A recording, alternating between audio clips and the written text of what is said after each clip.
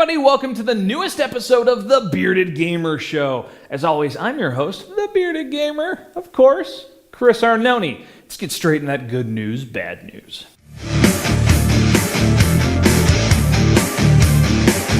So first off, we've got some good news. Now, Steam has officially launched, and I talked about this coming before, but it's actually come out, their non-game software. Now, the range of these products is from free all the way up to about $350. Now, mostly at this point, it's a lot of, productivity and creativity software. But nevertheless, it has rolled out. And there's some really cool stuff there, like there's achievements, right? Achievements, not for games, but just for other software. That's kind of crazy. And also this first week, they're giving 10% off all their creativity and productivity software, sort of a first adopters program to roll the program out. So pretty cool. Some just straight up news. I'm still a little undecided on this one. Some XCOM screens have been leaked out recently. So we're going to put this in the sort of rumor category. They're not officially released screens, but I'm not talking XCOM Enemy Unknown. I mean XCOM, the shooter game, all right? Now, here's why it's just in news. The screens show a third-person tactical squad-based shooter. Now, what we saw back at E3, like last year, was a first-person shooter, and I thought it was really cool. I really enjoyed what I got to see of it.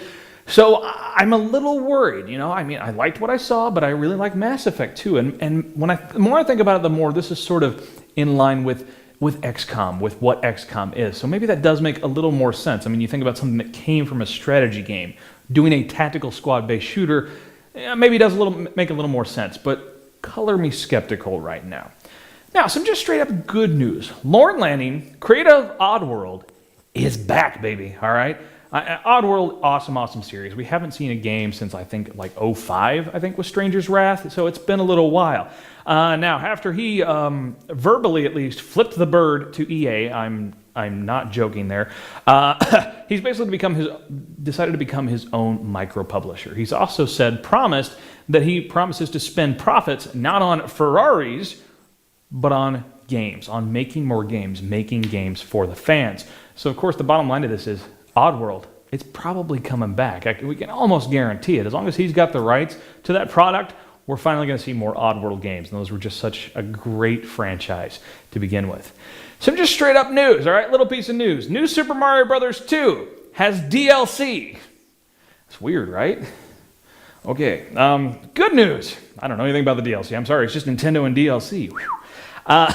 Some good news. There is a new rewards program for Xbox Live. Now, it's not much. Don't get too excited, but it is a little something. And, it's more than what we had before they implemented this program. Now, it's based on your achievements. Now, if you have more than 3,000 AP, you get a free birthday gift. Now, they're saying this birthday gift will have a roughly 25-cent value, so it's probably like an avatar item or something. Nothing huge.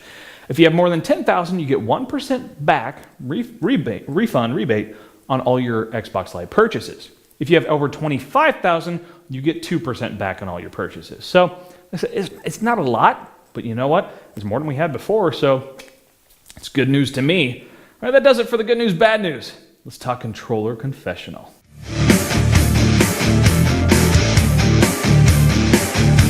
So in the news, I was talking about Oddworld coming back, and it got me really thinking about older franchises, ones that I just miss, games that I loved when I was growing up, or maybe I was a teenager or in college.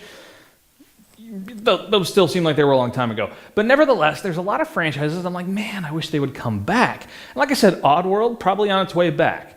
But I thought, how about I do a top 10 list of franchises, or at least just games that I wish had sequels, that I wish would come back and make a big splash in today's modern gaming market, or maybe in the next gen. That would be cool too. Now, of course, there's a few who have been knocked off this list just this year. SSX came back, Diablo came back, and Twisted Metal. Now, of course, with this Oddworld announcement, I'm leaving that one off the list. So, not including Oddworld, okay, top 10 franchises or properties that are just, please give us a sequel, a real sequel, not a spin-off or some weird thing. All right. Number 10, Enslaved Odyssey to the West. Now, this is the newest game on my list. It's only from 2010, but we've pretty much already, it's been confirmed this is not getting a sequel. The first one just didn't sell well enough.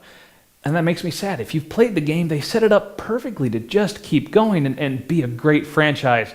But unfortunately, they didn't market it for anything, and it fell flat in sales. It's like maybe 500,000 total, and that just doesn't cut it in today's gaming world. So sadly, we'll probably never see that one.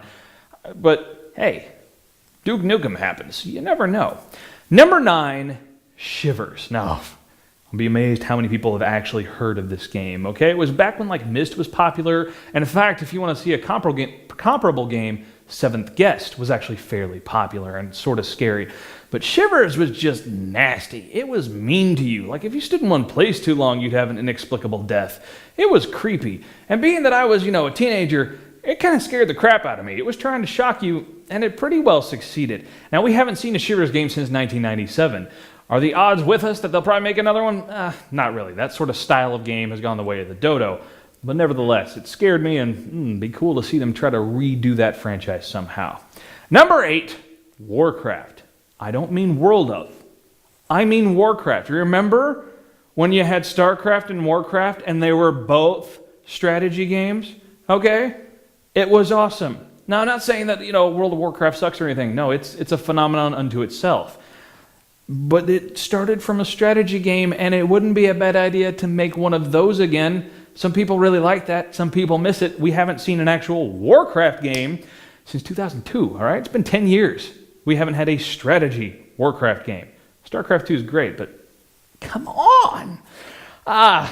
Number 7, Vagrant Story, all right? Now, this is one of these, like I said, it's not a franchise. This was a one-off. And this was sort of back during Squaresoft's heyday, all right, before they merged with Enix.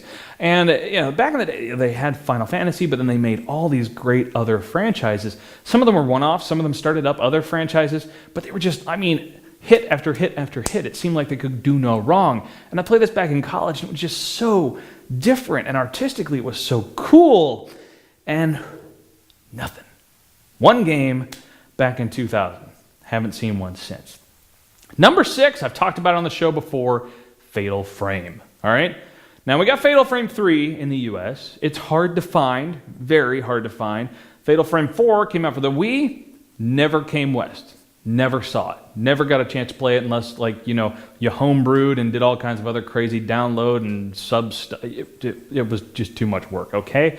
But Fatal Frame 2 specifically, is the only game that truly just scared me. I love scary movies. I look for scary games, and they're just so rare and so hard to find. They're just like scary movies, where most of them are absolute crap fests, but occasionally you get one that's just brilliant and it sticks with you, like Fatal Frame 2 has done for me. Fatal Frame 3 was also pretty good, all right? I did get to play it. 4 never came here, and like I've said, with the Wii U, with that gamepad, come on, augmented reality, do it! Number 5, Killer Instinct. All right, I grew up on this game. I was truly a kid when the first one came out, teenager when the second one came out, and I tell you what, my buddy Johnny and I spent hours and hours and hours and hours playing this game, getting every massive, ridiculous combo we could get out of that. Gladius, baby, all the way. Oh, yes. Loved that game, would love to see it back. A few recent news posts have sort of called into question that it may or may not ever happen again. Probably not, but one can always hope. Number 4, Kingdom Hearts. Now you're saying, oh, but they did this one and that one and that one on a home console, all right? Not on a portable. I'm not a big portable gamer. I read. I know, it's weird. But when I'm home, in front of the TV, that's where I want my video games to happen. And I loved Kingdom Hearts. I love Kingdom Hearts 2 even more. Where's 3? Where is it? What's happening? Square Enix, why do you do this to us? You just spin it off in a bajillion directions to just build up the hype that you can never live up to, all right? It has been since 2006 since Kingdom Hearts 2 actually hit our televisions. Where's 3, all right?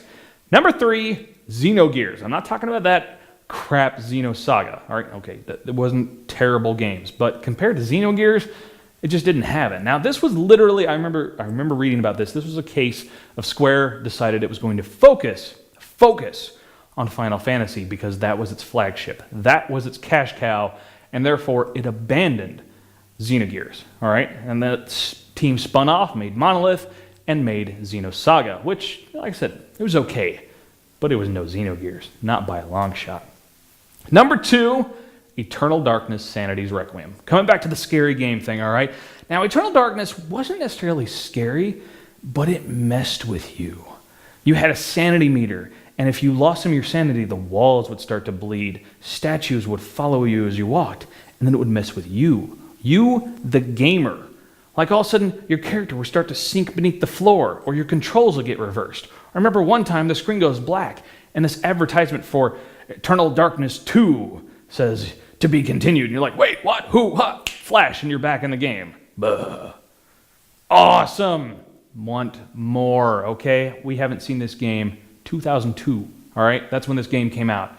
10 years is long enough to wait for a sequel. Silicon Knights, I know you've made some crap before. Get back to this one, we'll all go buy it. Promise.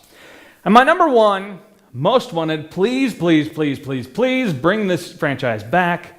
Chrono Trigger, Chrono Cross. Of course, Chrono Trigger, I'm not a big retro gamer, but that still holds a place in my heart as my favorite video game of all time. And Chrono Cross was no slouch either, but that was made back in 2000.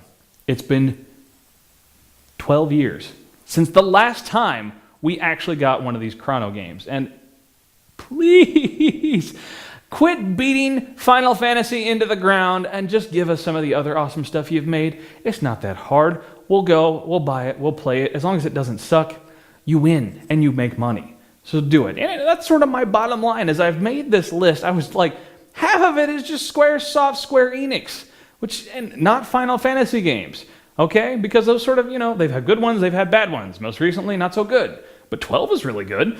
So,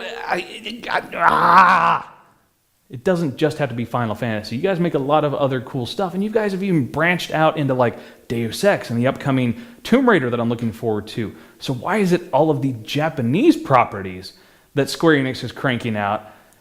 Yeah, a little shaky. What's going on? Please, bring these franchises back, everybody, and we will love you. All right, that does it for my controller confessional and this video. See you guys next time.